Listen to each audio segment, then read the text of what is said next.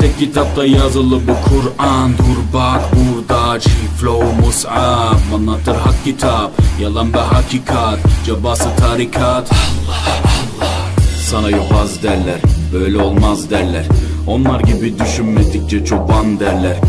Biz Müslümanız, düşüncemiz hüsnü zandır. Bak istediğin güçle saldır, biz Rabbe müptelayız. İşimde Allah, dilimde Allah, zikrimde Allah, fikrimde Allah, aklımda Allah, aşkımda Allah, aslımda Allah, kanımda Allah. Hasbi Rabbi Cellallah, ma fi kalbi gayrullah.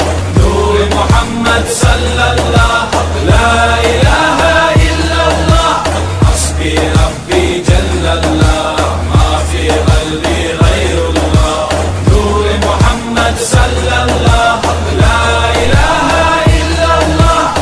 Bu benden bir davet, nefse ikamet, hem de tek çare Allah Allah.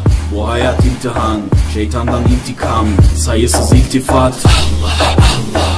Güvendiğin dağlara kar yağar bak ancak Allah asla seni satmaz. Düşünce kalkmalısın, şükürle kalmalısın, desin hep kalp atışın Allah Allah. Günahla esti yerler, daha gençsin derler. Bu hayat basamakları, çürük merdivenler. Senden bir istirham, devamlı istiğfar, gereken irtibat Allah Allah. İşimde